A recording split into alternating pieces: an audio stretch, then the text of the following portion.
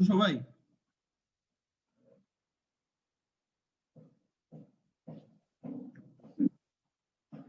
আচ্ছা, আমরা সোফার অপারেশন রিসার্চের সাবজেক্টের আন্ডারে আমরা ছিলাম হচ্ছে ডাইনামিক প্রোগ্রামিং এ। ডাইনামিক প্রোগ্রামিং এর উপর দুটো ক্লাস অলরেডি কন্ডাক্ট করেছি, সেটার মধ্যে হচ্ছে ডিটারমিনিস্টিক ডাইনামিক প্রোগ্রামিং আমরা শিখেছি। আর আজকের ক্লাসে পড়বো হচ্ছে প্রবাবিলিস্টিক ডাইনামিক প্রোগ্রামিং। তো একটা ভালো গ্যাপ হয়ে গেছে, যেহেতু কয়েকটা উইক তোমরা ছিল না, সো বেটার হচ্ছে এগুলো একটু চর্চার মধ্যে রাখা। বুঝতে পারছো? আমি যদিও ভিডিও লেকচার গুলো দিয়ে দিব, বাট মানে আবার 1 আওয়ারের একটা ভিডিও লেকচার আসলে ক্যাপচার করা অনেক টাফ। এটা যদি আবার মানে তোমরা শুরু করো যে আবার লেকচার শুনি, তো সেক্ষেত্রে খুবই টাফ হবে। বেটার হচ্ছে এটা তোমার মাথার মধ্যে গেঁথে নেওয়া যে এটা এইভাবে করতে হয় বা এই প্রবলেমটাই এটা মিন করে। ওকে, এটা হচ্ছে তোমাদের জন্য আমার অ্যাডভাইস আর কি। এগুলো ম্যাথ তো, এগুলো চর্চার মধ্যে রাখলে তোমাদের জন্য বেটার হবে, আদারওয়াইজ এক্সামে এটার এফেক্ট পড়বে।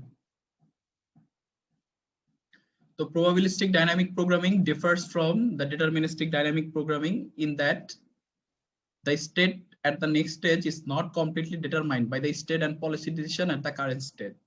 এর মানে হচ্ছে আমরা ডিটারমিনিস্টিক ডাইনামিক প্রোগ্রামিং এ দেখছি কি তার পরের স্টেজের ডিসিশনটা আমার কারেন্ট স্টেজেই আমি অ্যাকুয়ার করে নিতেছি, বা কারেন্ট স্টেটের ডিসিশন থেকেই আমার নেক্সট স্টেজের ডিসিশনটাকে ডিফাইন করা যায় ডিটারমিনিস্টিক ডাইনামিক প্রোগ্রামিং এ। বাট প্রবাবিলিস্টিক্স এ এটা কমপ্লিটলি ডিটারমাইন করা যায় না, rather there is a probability distribution for what the next state will be. একটা প্রবাবিলিটি ডিস্ট্রিবিউশন এখানে থাকবে। ঠিক আছে? আগেরটার ক্ষেত্রে কিন্তু আমরা ইজিলি করে ফেলতাম, যে আমরা পেছন থেকে, মনে আছে অ্যাপ্রোচটা কি ছিল, আমরা সবার লাস্ট স্টেট থেকে শুরু করতাম এবং কনজিকিউটিভলি আমরা ফার্স্ট স্টেটের দিকে অ্যাপ্রোচ করতাম। সো ফাইনালি আমরা একটা অপটিমাল ডিসিশনে গিয়ে পৌঁছাতাম। তো সেই ক্ষেত্রে আমরা দেখতাম যে পরের স্টেটে আমাদের কি ডিসিশন নিব, এটা আমার কারেন্ট স্টেটেই কিন্তু, মানে কারেন্ট স্টেটে ডাটা দিয়ে আমি পরের স্টেটের ডিসিশনটা নিয়ে নিচ্ছি। বাট প্রবাবিলিস্টিক ডাইনামিক প্রোগ্রামিং এ সেটা সম্ভব না। একটা প্রবাবিলিটি ডিস্ট্রিবিউশন এখানে থাকে। ম্যাথ করলে হচ্ছে সবচেয়ে বেটার হবে, তাও এটার ব্যাকগ্রাউন্ডের কিছু থিওরি আছে, দেখো স্ট্রাকচার আছে, basic structure of probabilistic dynamic programming. For the purposes of this diagram, let S denote the number of possible states at stage n plus 1. অর্থাৎ খেয়াল করে দেখো 1 to ... s পর্যন্ত ধরো স্টেট আছে, হ্যাঁ, n plus 1 স্টেজে। The system goes to state I with probability pi. এটা যে কোনো স্টেটে যেতে পারে, 1 থেকে 2 বা যে কোনো স্টেটে যেতে পারে with a probability of pi। ধরো 1 নাম্বার স্টেটে গেছে হচ্ছে p1 প্রবাবিলিটি দিয়ে, হ্যাঁ, 2 নম্বরে গেছে p2 দিয়ে, এরকম করে সবগুলো স্টেট সবশেষে এস নাম্বার স্টেটে যাওয়ার প্রবাবিলিটি হচ্ছে পি অফ এস। এবং decision XN at stage N, মানে given state SN and decision, মানে তুমি একটা ডিসিশন মেক করে দেন হচ্ছে তুমি স্টেটে গেছো। If the system goes to state I, CI is the contribution of stage and to the objective function. এই যে দেখো কন্ট্রিবিউশনটাকে এখানে সি টু সিএস দিয়ে বুঝাচ্ছে। এই কন্ট্রিবিউশন আমরা ম্যাথ করলে বুঝতে পারবো যে আসলে কোনটার মানে কি বুঝাইছে। এই ধরনের প্রোগ্রামে সচরাচর থাকে কি, the objective is to minimize the expected sum of the contribution from the individual state.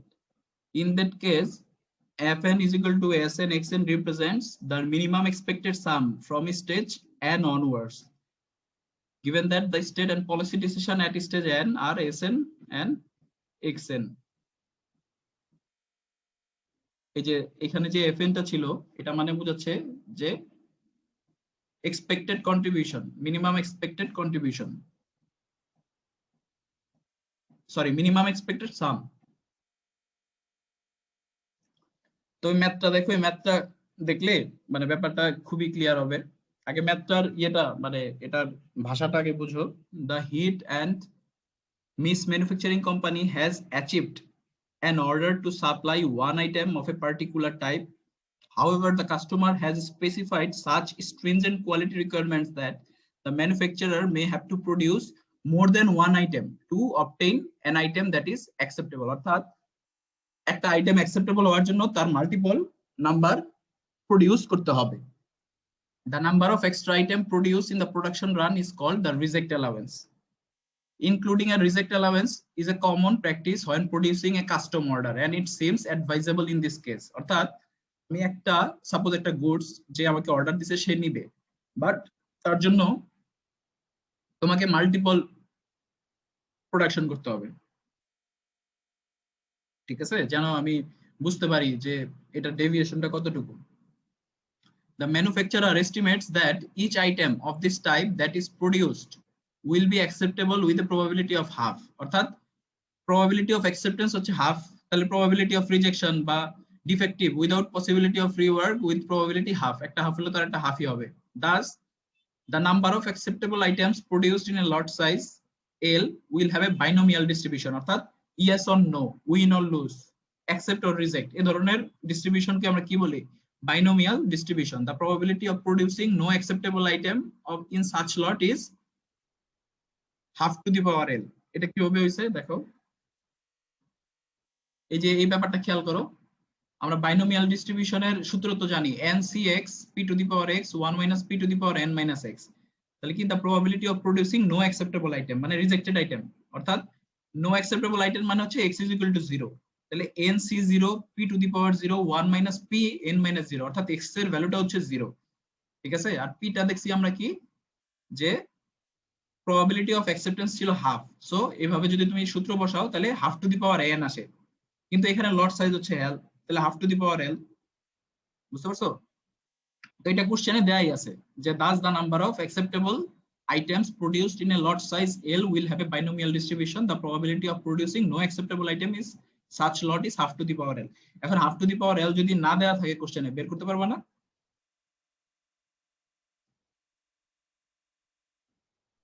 I think বের করতে পারবা ওই সূত্র দেখে। এখন যদি প্রথমে বলে দিত যে the manufacturer estimates that each item of this type is produced will be acceptable with probability 2/3, তো সেই ক্ষেত্রে কি হইতো?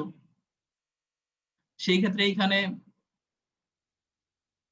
NC0 এই p এর জায়গায় 2/3 দিতা, দেন 1 minus 2/3 যা আসে অত টু দি পাওয়ার l, সেই ক্ষেত্রে এই probability ডিস্ট্রিবিউশনটা হইতো the probability of producing no acceptable item, তখন ওই যেটা বের হইতো ওইটা হইতো। ওকে দেখো, দেন the marginal production cost for this product are estimated to be $100 per item। অর্থাৎ প্রোডাকশন কস্ট হচ্ছে তুমি একটা আইটেম প্রোডাকশন করলে তোমার $100 খরচ, দেন হচ্ছে দুইটা আইটেম প্রোডাকশন করলে হচ্ছে $200 খরচ, এরকম করে যতগুলো বাড়বে তোমার খরচ তত বাড়বে। and excess items are worthless. In addition, setup cost of $300 must be incurred whenever the production process is set up for this product। অর্থাৎ আমরা যেটা ফিক্সড কস্ট বলি, ফিক্সড কস্ট হচ্ছে $300, এটা তোমার সবসময় লাগবেই। A completely new setup at the same cost is required for each subsequent production run. If a lengthy inspection procedure reveals that a completed lot has not yielded an acceptable item, অর্থাৎ যখন তোমার acceptable item না হয় দেন হচ্ছে আবার তো production করতে হবে, তো ওই প্রোডাকশন করলে সেটআপ কস্টটা $300ই থাকবে। The manufacturer has time to make no more than 3 production run, অর্থাৎ তিনটার বেশি সে প্রোডাকশন রান করতে পারবে না। If an acceptable item has not been obtained by the end of the third production run, the cost to the manufacturer in lost sales and penalty cost will be $1600। অর্থাৎ যে তিনটা production run, সে প্রথমবার production run করে দেখলো সে কোনো acceptable item পাইলো না, ঠিক আছে, তারপরের বার আবার দেখলো সে অ্যাকসেপ্টেবল আইটেম পেলো না, সেকেন্ড প্রোডাকশন রানেও, থার্ড প্রোডাকশন রানেও দেখলো কি আমি কোনো প্রোডাকশন মানে অ্যাকসেপ্টেবল আইটেম পেলাম না, সেক্ষেত্রে তার পেনাল্টি হবে $1600।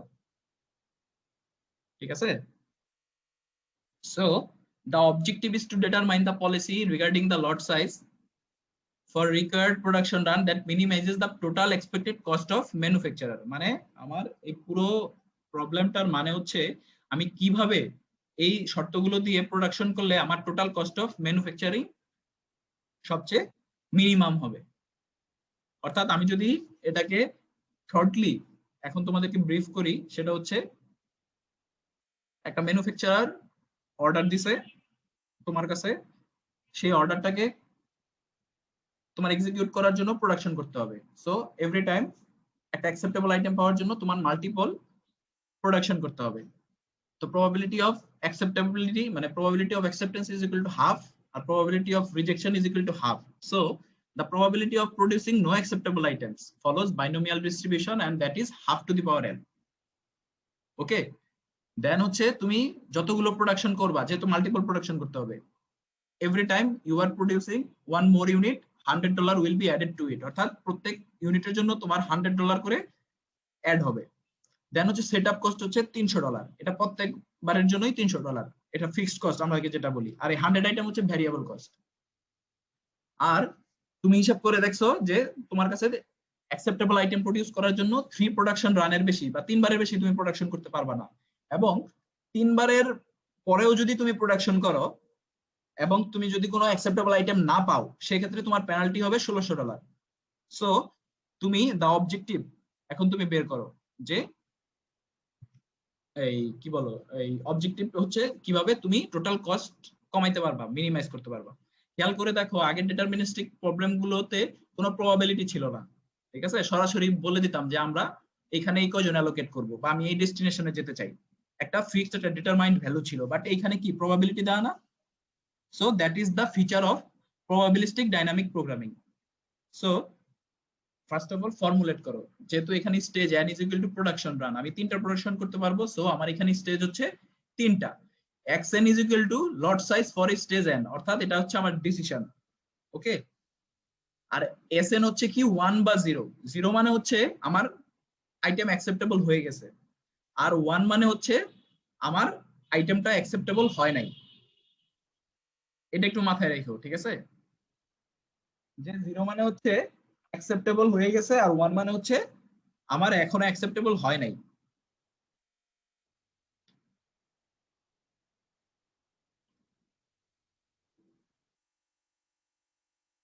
দেখো, at stage 1 s1 is equal to 1 if at least one item is obtained, one acceptable item is obtained subsequently the stage changes to sn is equal to 0, অর্থাৎ যদি একটা অ্যাকসেপ্টেবল আইটেম তুমি পেয়ে যাও তাহলে sn is equal to 0 হয়ে যাবে। So তোমার আর অ্যাডিশনাল কস্ট ইনকার্ড হবে না। সো তোমার অবজেক্টিভ ফাংশনটা কি, যে f of n s of n x of n মানে হচ্ছে total expected cost for stages n, যেটা তোমার কম হইতে হবে। তোমার গোল হচ্ছে কি, তুমি মিনিমাম এক্সপেক্টেড কস্টটা বের করবা, ঠিক আছে?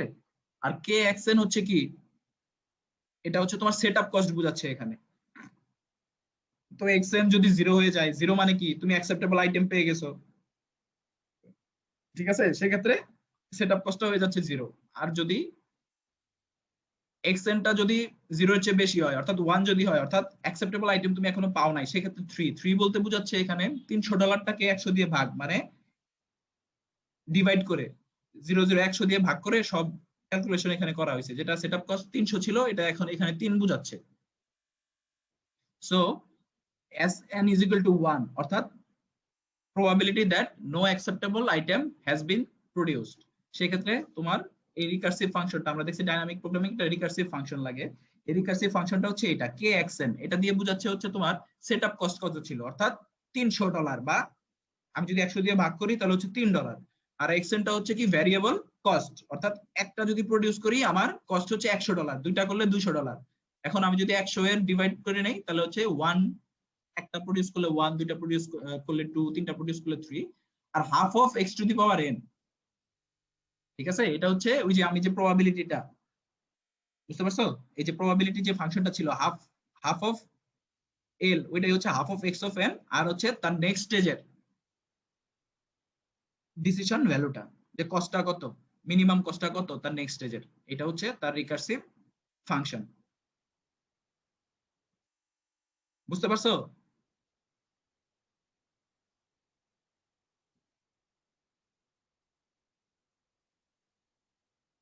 এই শুনতেছো তোমরা? জি স্যার, শুনতে পাচ্ছি। জি স্যার। মানে কোশ্চেনটা বুঝাই হচ্ছে সবচেয়ে ডিফিকাল্ট, ম্যাথ 2 মিনিটে হয়ে যাবে, বুঝতে পারছো? এখন তুমি বুঝতে পারছো কিনা এটা হচ্ছে ফ্যাক্ট।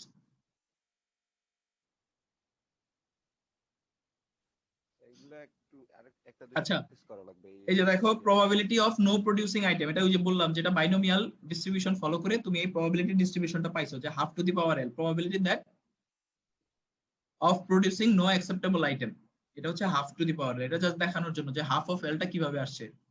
এই যে খেয়াল করে দেখো, তুমি ওয়ান মানে হচ্ছে কি no acceptable item has been produced. এখান থেকে যদি তুমি একটা ডিসিশন নাও এক্সেন যে তুমি এই কয়েকটা প্রোডাকশন করবা, দেন হচ্ছে তুমি যদি আবার ওয়ানে যাও, ওয়ানে গেছো মানে হচ্ছে তোমার আর কোনো অ্যাকসেপ্টেবল আইটেম প্রডিউস হয় নাই। আর জিরোতে চলে গেছো মানে হচ্ছে তুমি অ্যাকসেপ্টেবল আইটেম তুমি পেয়ে গেছো, সো তোমার আর নেক্সট স্টেজে যাওয়ার দরকার নাই। তো এই ক্ষেত্রে যদি প্রবাবিলিটি হয় হাফ এক্স অফ এন, তাহলে probability of producing acceptable item কি 1 minus half of x of n. জি স্যার। ওকে, তাহলে এখানে তিনটা প্রোডাকশন রান, অর্থাৎ আমার স্টেট কয়টা? তিনটা।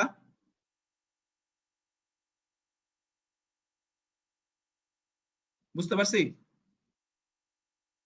স্যার এটা বুঝি নাই। আমাকে বলছে আমি তিনটা প্রোডাকশন রানের বেশি আমি মানে যাইতে পারবো না, ম্যাক্সিমাম আমি তিনটা প্রোডাকশন রান কন্টিনিউ করতে পারবো। তাহলে আমার স্টেট হচ্ছে কয়টা এখানে? তিনটা। তিনটা। জি স্যার। তিনটা। আর আমার স্টেজ গুলো হচ্ছে আইদার অ্যাকসেপ্টেবল অথবা ডোন্ট নন অ্যাকসেপ্টেবল। নন হ্যাঁ, এক্সপেক্টেবল। অর্থাৎ 0 মানে হচ্ছে অ্যাকসেপ্টেবল আর 1 মানে হচ্ছে অ্যাকসেপ্টেড হয় নাই। সো আমি আমার অ্যাপ্রোচটা কি ছিল, আমি লাস্টের থেকে আমি আমার ম্যাথটা শুরু করব। ওকে, তো খেয়াল স্যার করে জিরো দেখো। মানে অ্যাকসেপ্ট হয় নাই স্যার। হ্যাঁ জিরো মানে অ্যাকসেপ্ট হয় নাই। হ্যাঁ, না 0 মানে তুমি অ্যাকসেপ্টেবল আইটেম তুমি প্রোডাকশন করতে পারছো, আচ্ছা। ঠিক আছে। আর 1 মানে হচ্ছে তুমি অ্যাকসেপ্টেবল আইটেম প্রোডাকশন করতে পারো নাই। তো তুমি যদি অ্যাকসেপ্টেবল আইটেম প্রোডাকশন করতে পারো, তাহলে সেই ক্ষেত্রে তোমার কস্ট কিন্তু লাগবে না কোনো। বুঝতে পারছো? জি স্যার। আর যদি তুমি অ্যাকসেপ্টেবল আইটেম প্রোডাকশন করতে না পারো, সেক্ষেত্রে এই যে দেখো, তুমি 0 1 2 3 4 5 6 তুমি মানে মাল্টিপল তুমি প্রোডাকশন করতে পারো, বাট আমাদের গোলটা হচ্ছে এই যে খেয়াল করে দেখো 16 12 9 8 কয়টা প্রোডাকশন করলে আমার কস্টটা কম হচ্ছে। বুঝতে পারছো? আবার দেখো 5টা যদি প্রোডাকশন করি আবার বেড়ে গেছে না, 8.5 হয়ে গেছে না। জি স্যার। অর্থাৎ আমার গোলটা হচ্ছে আমি কিভাবে এটাকে কস্টটা, আমার গোলটা কি ছিল, objective is to minimize cost দা, মিনিমাইজ, কস্ট হ্যাঁ মিনিমাইজ মিনিমাইজ করা। দা, ওই যে সামটা ছিল আর কি, আমি কিভাবে আমার প্রোডাকশন কস্টটা কমাইতে পারি।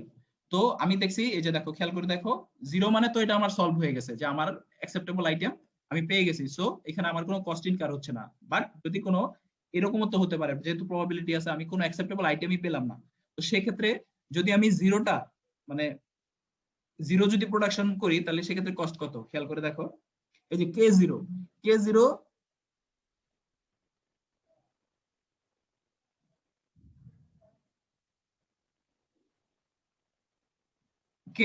প্লাস, দেখো যদি আমার জিরোটা হয় যে আমি জিরোটা প্রোডাকশন করলাম, তাহলে এই যে এফ অফ 1 0 আমি এই যে দেখো এইখানে সূত্রটা বসাইছি, তাহলে কে অফ x3 মানে হচ্ছে 0, x3 মানে হচ্ছে 0।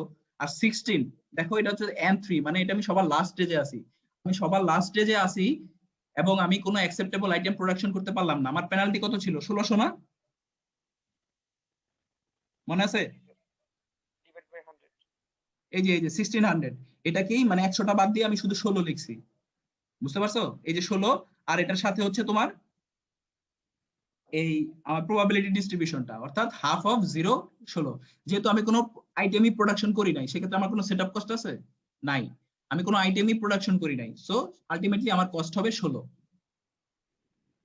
যে দেন তুমি যদি একটা প্রোডাকশন করো এবং দ্যাট ইজ নট অ্যাকসেপ্টেবল, সেক্ষেত্রে তোমার কস্ট হচ্ছে কত? কে 1, অর্থাৎ কে 1 মানে কত? $300 মানে 3।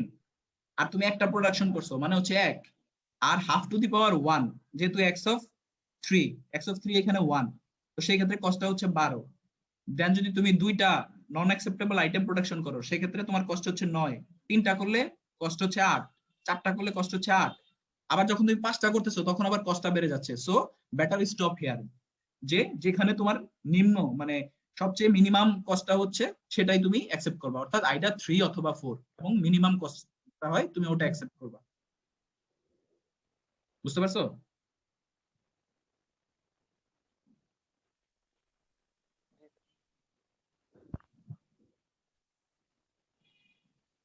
বুঝতে পারছো?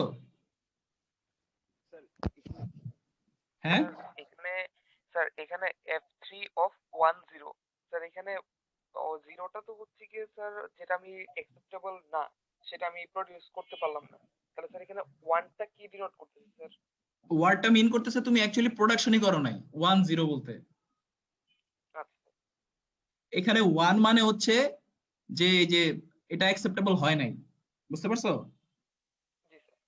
মানে তুমি যে প্রোডাকশনটা করবা সেটা অ্যাকসেপ্টেবল হবে না, এবং জিরোটা হচ্ছে তুমি কোনো প্রোডাকশনই করো নাই, বুঝতে পারছো? তো এরকম করে 1 0 1 1 এই যে দেখো প্রত্যেকবার একটা করে বাড়তেছে, এই যে 1 2 3 4 এটা কিন্তু ভ্যারিয়েবল কস্ট বাড়তেছে, প্রত্যেক ইউনিটের জন্য একটা করে বাড়তেছে। বাট এই 1 2 3 4 তুমি যেটাই প্রোডাকশন করো এখানে কিন্তু 3 রয়ে গেছে, এটা হচ্ছে সেটআপ কস্ট, আমরা যেটাকে বলি ফিক্সড কস্ট, বুঝতে পারছো? সো যদি আমি জি স্যার। জিরো মানে হচ্ছে আমি অ্যাকসেপ্টেবল আইটেম পেয়ে গেছি, সো আমার কোনো সমস্যা নাই, কিন্তু প্রোভাইডেড আমি যদি এরকম হতে পারে আমি কোনো অ্যাকসেপ্টেবল আইটেম পাই নাই, তো সেই ক্ষেত্রে আমি কি করব? সেই ক্ষেত্রে কয়টা করে আমি প্রোডাকশন করব? আমি তো এখানে দেখলাম আমার 3টা অথবা 4টা প্রোডাকশন করা হচ্ছে আমার জন্য সবচেয়ে মিনিমাম কস্টের। তো নেক্সট স্টেজে আসি। নেক্সট স্টেজে হচ্ছে n is equal to 2। ওকে, তো n is equal to 2 এখানে দেখো f of 3 1, অর্থাৎ f of 3 আগের স্টেজের মিনিমাম কস্ট যেটা ছিল সেটা আমাকে এখানে ধরতে হবে। যেমন এই যে আমি দেখো এখানে 8 ধরছি, আমার আগের স্টেজের মিনিমাম কস্ট আমি পাইছি কত?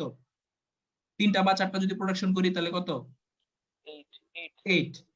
তো এইখানে এই যে হাফের সাথে আমার প্রবাবিলিটি ডিস্ট্রিবিউশনের সাথে 8টা আসছে। তো সেম ভাবে সেকেন্ড স্টেজেও তো এরকম হতে পারে যে তুমি আইদার সব অ্যাকসেপ্টেবল আইটেম পেয়ে গেছো, সেক্ষেত্রে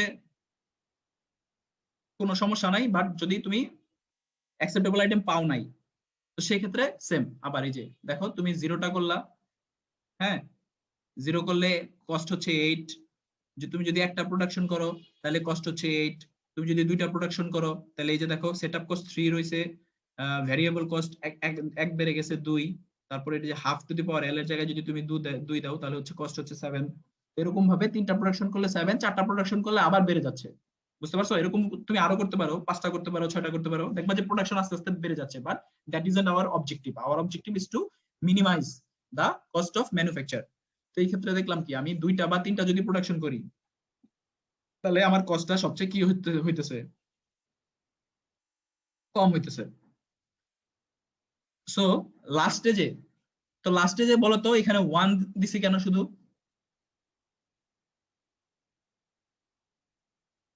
লাস্ট স্টেজে 1 দিছি, এখন আমি যদি এখানে 0 দিতাম, 0 মানে কি আমার আইটেমটা অ্যাকসেপ্টেবল হয়ে গেছে। অ্যাকসেপ্টেবল হয়ে গেলে কি আমার সেকেন্ড বা থার্ড রানে যাওয়ার কোনো দরকার আছে? না স্যার। এর জন্য এখানে 1 হইছে, যে ধরে নিছে যে আমার আইটেমটা অ্যাকসেপ্টেবল হয় নাই। তো সেই ক্ষেত্রে আমার কস্টটা কি? এই যে f of 1 এখানে কিন্তু তাহলে কত হবে? f of 1 কিন্তু এখানে দেখো তো কত হবে বলো তো আমাকে। এই যে f of 2 1 এটা মানে হচ্ছে the cost, হ্যাঁ, of producing the number of items provided those items are not acceptable, the minimum cost of the previous state। minimum cost of the previous state কত ছিল? n2 এর প্রিভিয়াস তার মানে হচ্ছে হ্যাঁ 7। 7। এই তো বুঝতে পারছো? তাহলে এখানে আর ক্যালকুলেশনটা দেখাই নাই, তোমরা করলে দেখবে এরকম আসতেছে।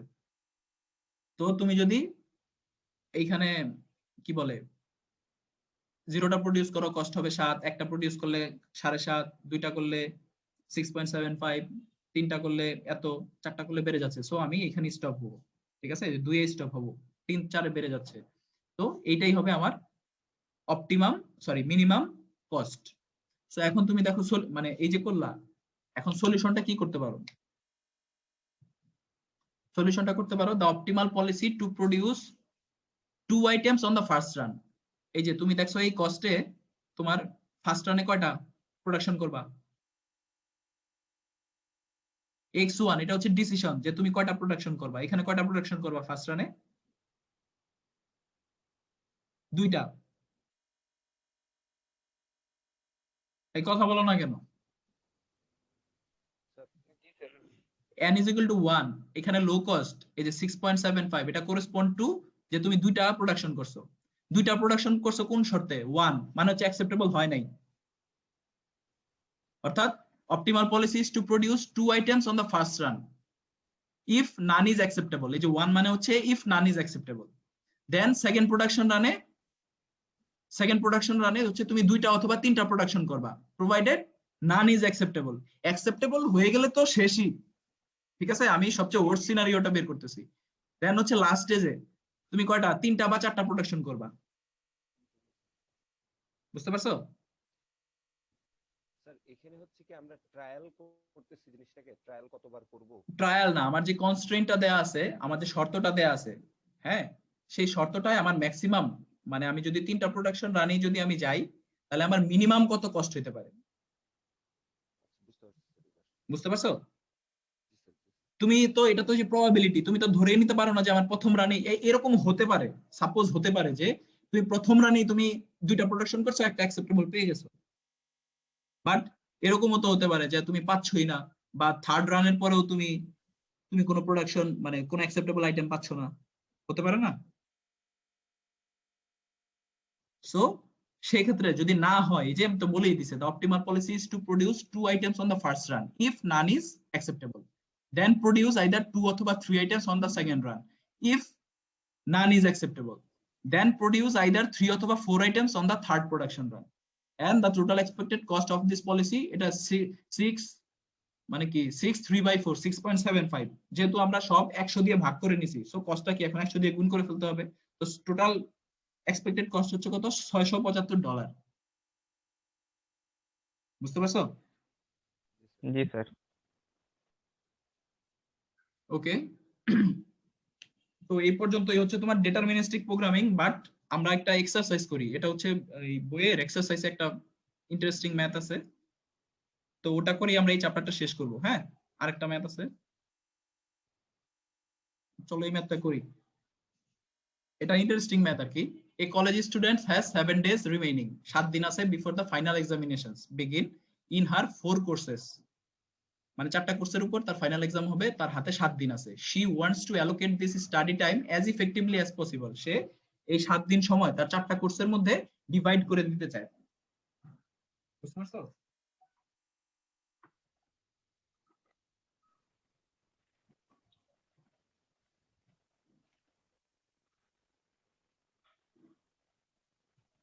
দিতে চায়, and she likes to concentrate on just one course each day, মানে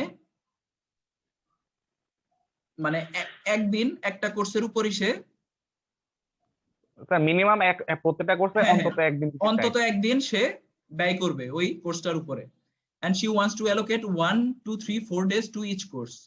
Having recently taken an OR course, she decides to use dynamic programming to make these allocations to maximize the total grade points to be obtained from the 4 courses. She estimates then, মানে এখন কিভাবে সে allocate করবে যাতে তার grade পয়েন্টটা maximum হয়, ঠিক আছে? তো এরকম এই যে দেখো টেবলে দেয়া আছে, যদি কোর্স 1 এ যদি একদিন দেয় তাহলে গ্রেড পয়েন্ট 3 হবে, কোর্স 1 এ যদি সে 3 দিন সময় দেয় তাহলে গ্রেড পয়েন্ট 6 হবে। হ্যাঁ, এরকম করে প্রত্যেকটা আছে, ধরো 4 নাম্বার কোর্সে যদি 3 দিন দেয় তাহলে তার গ্রেড পয়েন্ট 9 হবে, তো এরকম করে একটা টেবল দেয়া আছে। তো আমরা এখন বের করব, আওয়ার গোল ইজ টু মানে আইডেন্টিফাই যে সে কিভাবে তার 4টা কোর্সে এই 7 দিন সময় অ্যালোকেট করে দিবে। তো এখানে 4টা কোর্স, স্টেট হচ্ছে কয়টা, 4টা। তো আমরা শেষ থেকে শুরু করব, পিছন থেকে। So n is equal to 4, হ্যাঁ, তাহলে তার কি বলে, তার হাতে 4 দিনই সময় আছে। এটা একটু টেকনিক্যাল ম্যাথ, এটা একটু বুঝতে হবে যে লাস্টে যে তার 1 2 3 4, অর্থাৎ এর আগে যে স্টেট গুলো আছে এটাও মাথায় রাখতে হবে। n is equal to 4 দিয়ে শুরু করছি, but n is equal to 1 2 3 দিতে সে যদি at least 3 দিন করে সময় দিয়ে দেয়, মানে n is equal to 1 n is equal to 2 n is equal to 3, এই তিনটা স্টেজে সে যদি একদিন করে সময় দিয়ে দেয়, তাহলে তার হাতে আর ম্যাক্সিমাম এই 4 দিন সময় আছে, তাই না? সো 4 দিন সময়ে সে এই গ্রেড পয়েন্ট গুলো পেতে পারে, তাই না? টেবল অনুযায়ী তো এটাই বলে। এই যে 4 নাম্বার দিনে 6799, সরি 4 নাম্বার কোর্সে, জি স্যার। তো সে এই যে কোনো দিন, মানে এই যে এই অনুযায়ী 6 corresponds to 1 7 corresponds to 2 9 corresponds to 3, এরকম করে সে এই 4 দিন এরকম করে কোর্সে সে ডিভাইড করে দিতে পারে। যখন সে থার্ড স্টেজে আছে, খেয়াল করে দেখো, থার্ড স্টেজে আসে পরে সে 2 3 4 5 দিয়ে শুরু হয়েছে, কারণ n is equal to 4 এ সে ন্যূনতম একদিন তো দিয়ে দিছে, তাই না? জি স্যার। আর এই যে দেখো 2 3 4 5, এর জন্য 1 থেকে শুরু হয় নাই, 2 থেকে শুরু হয়েছে। আর 2 ডেজ অলরেডি তো n is equal to 1 n is equal to 2, অর্থাৎ একবার চিন্তা করতে হবে পেছন থেকে, একবার চিন্তা করতে হবে সামনে থেকে স্টেট গুলা। যে আমি already n is equal to 4 এ একদিন দিয়ে দিছি, দ্যাটস ওয়াই আমার 2 থেকে শুরু হয়েছে। হ্যাঁ, আবার n is equal to 1 2 তেও তো অ্যাট লিস্ট একদিন করে দিয়ে দিছি, মানে যেটা সামনে আসতেছে বা দিব আমি, তাই না? যার কারণে 2 3 4 5 হয়েছে। বুঝতে পারছো? আরেকটা বার ক্লিয়ার হয়নি আমি। ক্লিয়ার হও নাই? আচ্ছা আমি বলি, এটা মানে স্টেট, মানে আমরা এখন থার্ড স্টেটে আছি না, n is equal to 3। G sir. n is equal to 3, আমি বাই দিস টাইম একটা ক্যালকুলেশন করে ফেলছি না, n is equal to 4 fourth স্টেজে। অর্থাৎ জি স্যার, এখানে তো আমি হ্যাঁ এখানে তো আমি ন্যূনতম একদিন হয়ে গেছে। হ্যাঁ ন্যূনতম একদিন করে ফেলছি। এটা হচ্ছে আমি উল্টো দিক থেকে আমি ক্যালকুলেশনের জন্য আমি এটা অ্যাকাউন্ট করছি। But n is equal to 3 মানে কি, আমার পরে তো আরো দুইটা স্টেট আছে, 2 আর 1। জি স্যার। ওইখানেও তো আমার 2 দিন অ্যালোকেট করতে হবে। অর্থাৎ ম্যাক্সিমাম এই স্টেটে আমার अवेलेबल কত, 2 থেকে 5। জি স্যার, বুঝছি এবার। বুঝতে পারছো? জি ওকে, তো এটা তো রিকার্সিভ ফাংশন, এটা তো মনেই আছে, এগুলা আগের গুলো একটু দেখলে মনে করতে পারবা। এই যে এখানে একটা আমি ক্যালকুলেশনও করে দিছি, ধরো f of 3 5 4, হ্যাঁ 5 দিন তুমি অ্যালোকেট করবা 4 নাম্বার কোর্সে। তো সেই ক্ষেত্রে p of 3 4 plus f of 4 5 minus 4, তাহলে কত হয়? p of 3 4 কত? p of 3 4 8, তাই না? অর্থাৎ থার্ড স্টেটে 4 ডেজ, এটা হচ্ছে 8। আর f of 4 5 minus 4 1, f of 4 1 কত? f of 4 1 হচ্ছে 6, অর্থাৎ 14।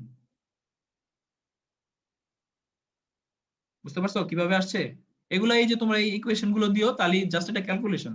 বুঝতে পারছো? তো এই ক্ষেত্রে আমি নিব কি, ম্যাক্সিমাম গ্রেড পয়েন্ট যেটাতে পাই।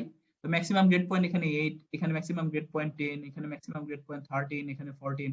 সো তুমি কত ডেজ অ্যালোকেট করতে পারো? এখানে 1 days 10 correspond to 2, 13 correspond to 3, তারপর হচ্ছে 14 করেসপন্ড টু কত, 3 অথবা 4। সেম ভাবে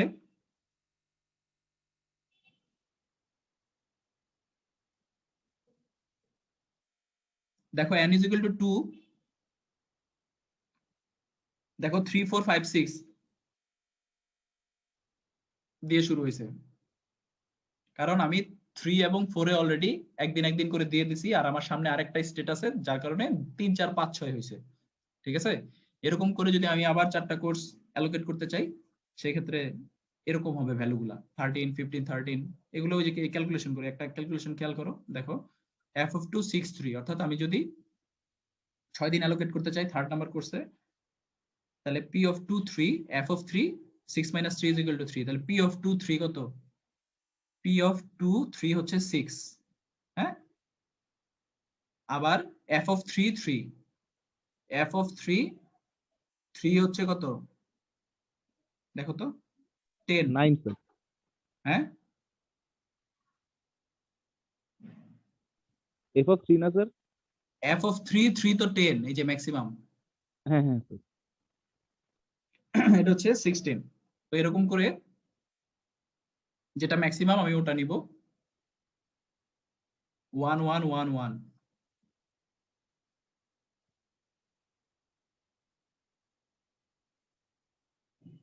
তারপর তো সব শেষে যখন আমি ফার্স্ট স্টেজে আসবো, তখন আমার হাতে তো 7 দিনই আছে সময়, তাই না?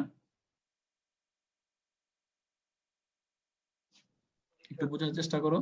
যখন আমি এরকম করে ফার্স্ট স্টেজে চলে গেছি, আমি যখন প্রথম থেকে চিন্তা করতেছি, তখন আমার হাতে 7 দিনই ছিল না আমি 4টা কোর্স অ্যালোকেট করার মতো।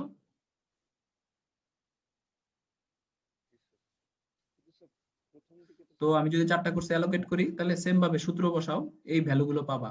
এখানে ম্যাক্সিমাম কত? 23। অর্থাৎ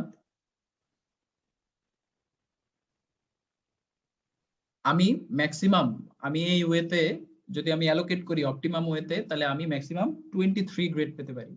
ঠিক আছে? এখন 23 গ্রেড পাওয়ার জন্য আমার কিভাবে অ্যালোকেট করতে হবে? দেখো ফার্স্ট স্টেটে আমি ফার্স্ট কোর্সটার জন্য আমি 2 দিন সময় অ্যালোকেট করব, n is equal to 1 মানে হচ্ছে ফার্স্ট কোর্স। হ্যাঁ, first state first course, so first কোর্সের জন্য আমি 2 দিন অ্যালোকেট করলাম। এখন 2 দিন যদি অ্যালোকেট করি, আমার হাতে আর কয় দিন আছে? স্যার 5 5 দিন। 5 দিন 5 করেসপন্ড টু 1 অর্থাৎ সেকেন্ড কোর্সটার জন্য আমি অ্যালোকেট করব কয়দিন? একদিন। একদিন। আমার 3 দিন শেষ, হাতে আছে কয়দিন? 4 দিন। 4 করেসপন্ড দিন। টু, হ্যাঁ এই যে 4 করেসপন্ড টু কত? 3 অর্থাৎ থার্ড কোর্সটার জন্য আমি 3 দিন, আমার হাতে আর আছে 1 করেসপন্ড টু 1 অর্থাৎ সবশেষে হচ্ছে এই 1 অর্থাৎ আমি ফার্স্ট কোর্সটার জন্য 2 দিন, সেকেন্ড কোর্সটার জন্য 1 দিন, থার্ড কোর্সটার জন্য 3 দিন এবং ফোর্থ কোর্সটার জন্য 1 দিন যদি অ্যালোকেট করি তাহলে আমি ম্যাক্সিমাম গ্রেড পাবো 23rd বা 23। বুঝতে পারছো? মোটামুটি স্যার, নিজেরা একটু দেখলে হ্যাঁ স্যার আরো নিজে, ভালো হ্যাঁ নিজে একটু ইয়ে করো, মানে একটু স্টাডি করো, তাহলে ইনশাল্লাহ পারবা। আচ্ছা আজকে এই পর্যন্তই। নেক্সট হচ্ছে আমরা ইয়ে পড়বো, মার্কভ চেইন পড়বো। বুঝতে পারছো? Okay sir. নেক্সট ক্লাসে রিশাওয়াত, জি স্যার। সোফার আজকে হচ্ছে তোমার ওএম এর ক্লাস হলো 7টা আর ওআর এর ক্লাস হচ্ছে 6টা। তুমি আমাকে একটু অ্যাটেন্ডেন্সটা মেল করে দিও। আচ্ছা স্যার, ঠিক আছে। তো থাকুক আজকে এই পর্যন্তই, আবার দেখা হবে।